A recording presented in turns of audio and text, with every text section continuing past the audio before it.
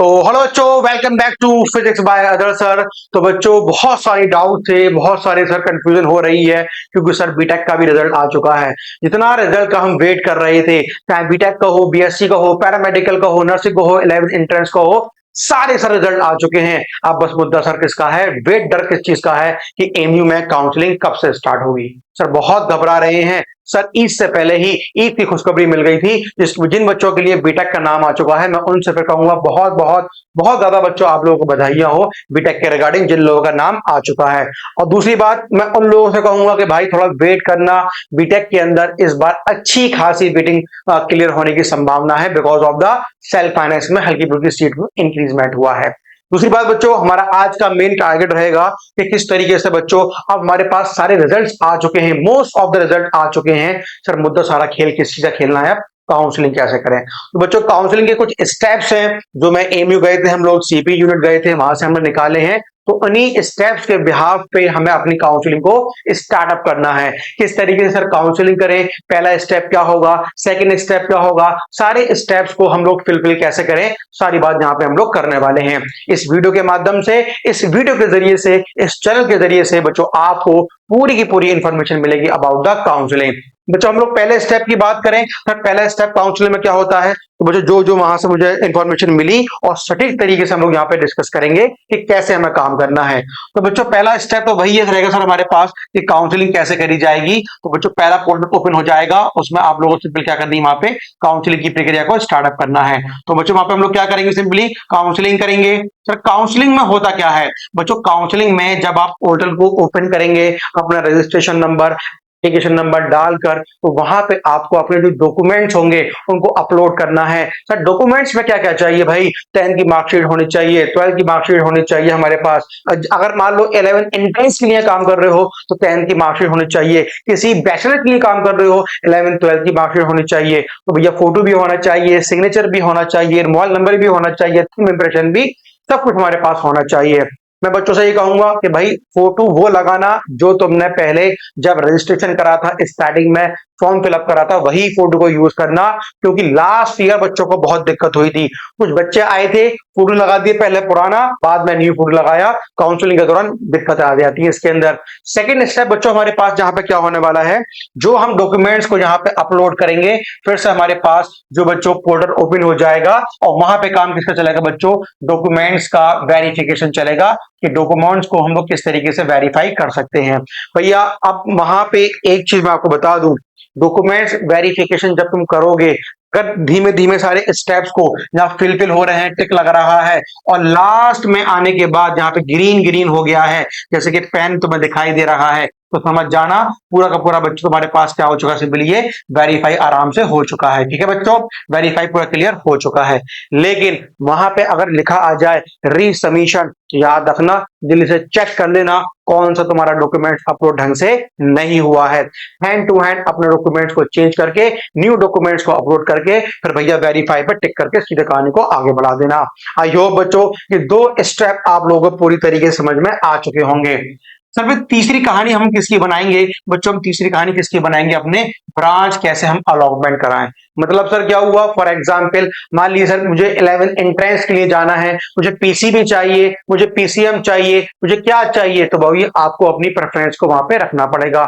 मान लो बीटेक में आ चुका है तो बीटेक की प्रेफरेंस पर रखना पड़ेगा। एआई चाहिए आपको, सिविल चाहिए, मैकेनिकल चाहिए, अरे भैया जो चाहिए अपनी प्रेफरेंस को वहां पे रखना पड़ेगा। ये हमारे पास बच्चों ब्रांच का अलॉटमेंट हो जाएगा। तो मुझे जैसे ही आपका ब्रांच का पूरा अलॉटमेंट हो जाएगा, तो उसके बाद भैया फिर कहानी चलेगी आपके पास ग्रेडेशन की। सर मान लीजिए सर मुझे तो मुझे चाहिए था एआई, लेकिन मुझे मिला है सिविल, मुझे ग्रेड करना है, भैया आपका पोर्टल ओपन हो जाएगा फॉर द अपग्रेडेशन। तो वहां पे आप सिंपल आराम से वहां पे कर सकते हैं।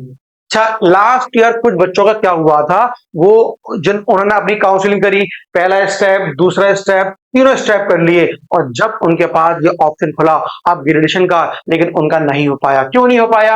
अरे भैया, जब काउंसलिंग वाला स्टेप कर रहे होगे वहां पे एक ऑप्शन आता है कि आगे चल के तुम अपनी ब्रांच को अपग्रेड करना चाहते हो या नहीं चाहते हो, ये भैया बतला दो ताकि तुम्हारे पास ऑप्शन तुम्हें मिल जाए। अगर पहली वाली अवस्था नहीं मिलेगा तो भाई डॉक्यूमेंट जब वेरिफिकेशन हो रहे होंगे या डॉक्यूमेंट्स को हम अपलोड कर रहे होंगे तो वहां पे तुम्हें एक ऑप्शन मिल जाएगा बच्चों, किसका?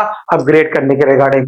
बच्चों अपग्रेड का हमने हम लोगों ने आराम से पूरी कहानी यहाँ पे लिख ली है। 4 ऑप्शन हमारे पास हो गए। अब 5वें की बात करते हैं और बच्चों 5वां हमारे पास क्या रहेगा?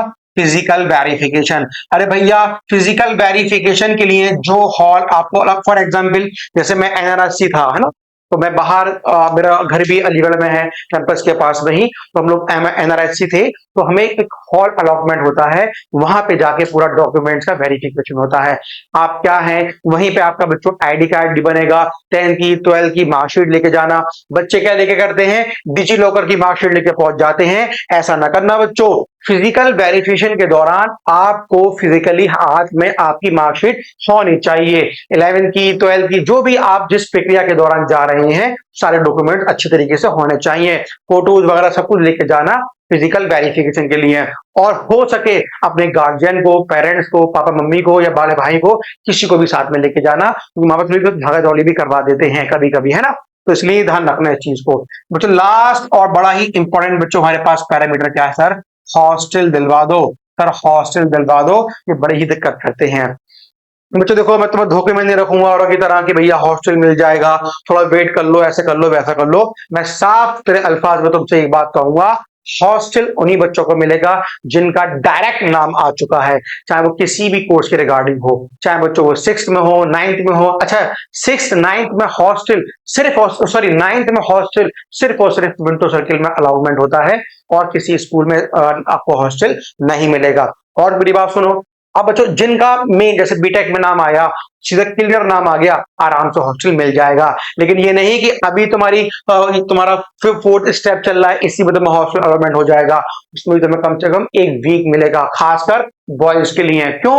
अरे भैया, बॉयज करते क्या है, भैया मैंने यहाँ से 12th भी कर लिया, हॉस्टल अलॉटमेंट हो गया, यहीं से मैंने अपना ग्रेजुएशन भी कर लिया, उसी हॉस्टल में पढ़े हुए हैं, यहीं से मास्टर भी कर लिया, उसी हॉस्टल में पढ़े हुए हैं। अरे भैया, पूरी पीएचडी कर ली, उसी हॉस्टल में पढ़े हुए हैं। पीएचडी करने के बाद भी कम से कम बच्चा 4-5 साल वहीं पड़ा रहता है। कौन? किसमें? बॉयज में।